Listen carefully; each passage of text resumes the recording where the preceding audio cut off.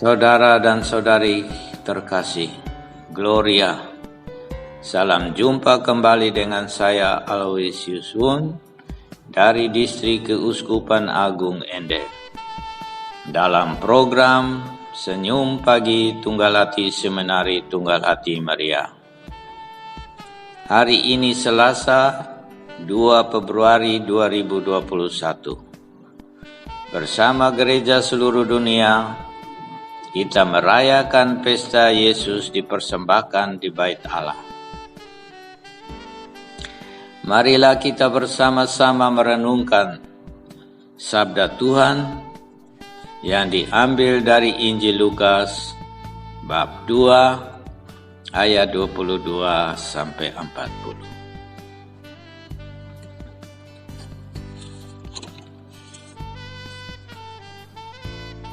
Dan ketika kegenap waktu pentahiran menurut hukum Taurat Musa, mereka membawa dia ke Yerusalem untuk menyerahkannya kepada Tuhan.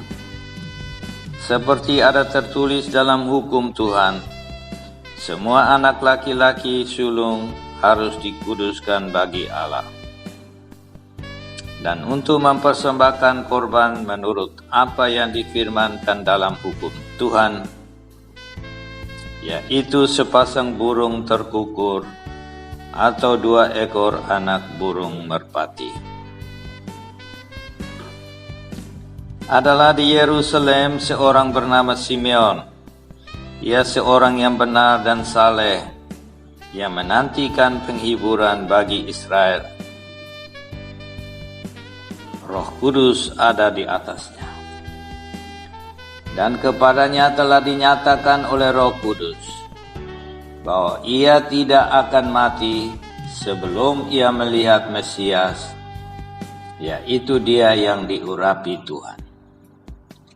Ia datang ke Bait Allah oleh Roh Kudus ketika Yesus anak itu dibawa masuk oleh orang tuanya untuk melakukan kepadanya apa yang ditentukan hukum Taurat. Ia menyambut anak itu dan menantangnya sambil memuji Allah, katanya, "Sekarang Tuhan, biarkanlah hamba-Mu ini pergi dalam damai sejahtera, sesuai dengan firman-Mu. Sebab mataku telah melihat keselamatan yang daripada-Mu, yang telah Engkau sediakan di hadapan segala bangsa, yaitu terang yang menjadi penyataan bagi bangsa-bangsa lain dan menjadi kemuliaan bagi umat-Mu Israel." Dan bapa serta ibunya amat heran akan segala apa yang dikatakan tentang dia. Lalu Simeon memberkati mereka dan berkata kepada Maria, ibu anak itu, "Sesungguhnya anak ini ditentukan untuk menjatuhkan atau membangkitkan banyak orang di Israel dan untuk menjadi suatu tanda yang menimbulkan perbantahan. Dan suatu pedang akan menembus jiwamu sendiri, supaya menjadi nyata pikiran hati banyak orang."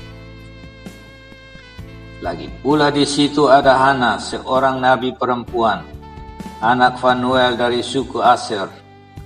Ia sudah sangat lanjut umurnya. Sudah kawin, ia hidup 7 tahun lamanya bersama suaminya. Dan sekarang ia janda, berumur 84 tahun. Ia tidak pernah meninggalkan Bait Allah, dan siang malam beribadah dan berpuasa dan berdoa. Dan pada ketika itu juga datanglah ia ke situ dan mengucap syukur kepada Allah dan berbicara tentang anak itu kepada semua orang yang menantikan kelepasan untuk Yerusalem. Dan setelah selesai semua yang harus dilakukan menurut hukum Tuhan, kembalilah mereka ke kota kediamannya, yaitu kota Nazaret di Galilea. Anak itu bertambah besar dan menjadi kuat, penuh hikmat dan kasih karunia Allah ada padanya.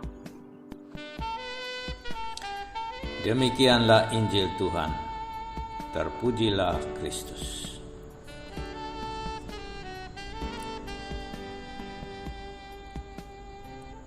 Membaca dan merenungkan peringkop Injil hari ini, saya jadi teringat akan syair lagu Betapa Hatiku. Dalam syair lagu itu dikatakan, hanya ini Tuhan persembahanku, segenap hatiku, jiwa dan ragaku. Pakailah hidupku sebagai alatmu seumur hidupku. Kalau bagian syair ini kita nyanyikan dengan penuh penghayatan, dengan penuh perasaan, pasti kita akan merinding dan terharu. Saya setuju dengan kata-kata lagu ini, bahwa memang persembahan terbaik yang bisa kita berikan untuk Tuhan adalah diri kita sendiri, hidup kita sendiri. Tidak ada persembahan lain yang lebih besar daripada persembahan diri dan persembahan hidup.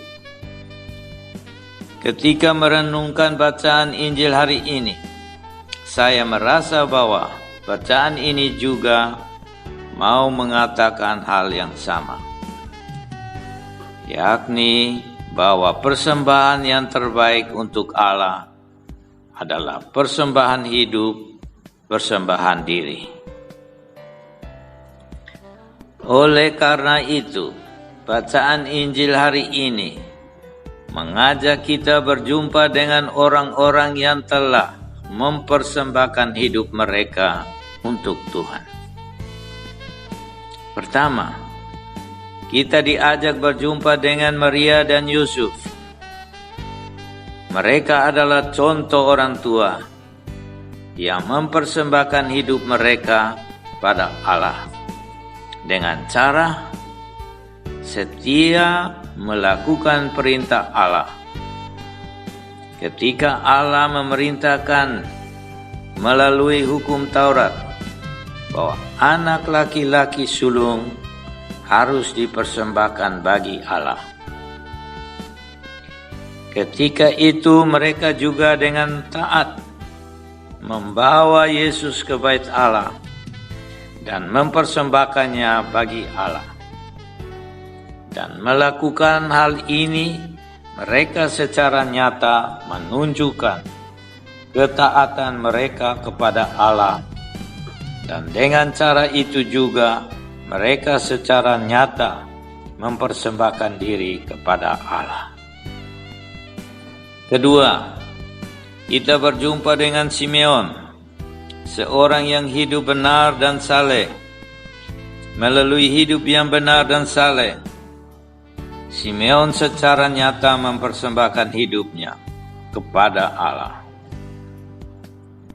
Ketiga, kita jumpa dengan Hana, seorang nabi perempuan yang tidak pernah meninggalkan bait Allah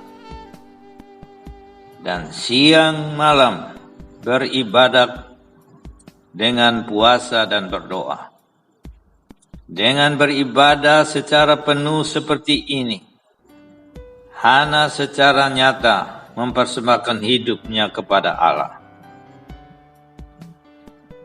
Bacaan Injil hari ini mengajak kita bertemu dengan orang-orang ini untuk mengingatkan kita bahwa persembahan terbaik yang dapat kita berikan kepada Allah, yakni hidup kita sendiri, diri kita sendiri.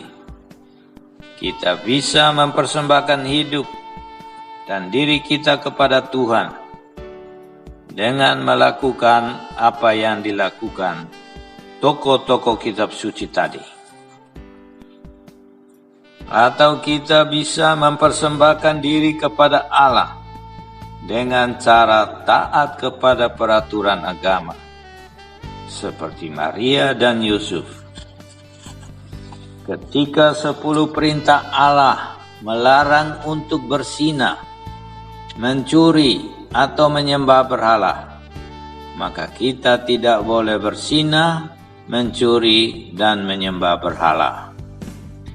Atau ketika perintah agama mewajibkan kita menghormati orang tua, maka mari kita sungguh menghormati orang tua kita. Atau kita juga bisa mempersembahkan hidup kepada Allah dengan cara hidup yang benar dan saleh seperti Simeon. Tidak korupsi, tidak berbohong, hidup dalam kebenaran adalah contoh hidup yang benar dan saleh. Kita juga bisa mempersembahkan hidup kepada Allah dengan cara beribadah dengan sungguh kepada Allah. Seperti Hana, tidak lupa ke gereja, tidak lupa berdoa, tidak lupa membaca kitab suci, dan lain sebagainya. Singkatnya, saudara dan saudariku, mari mempersembahkan hidup dan diri kita kepada Allah, karena itulah persembahan yang terbaik kita untuknya. Amin. Tuhan memberkati. Gloria.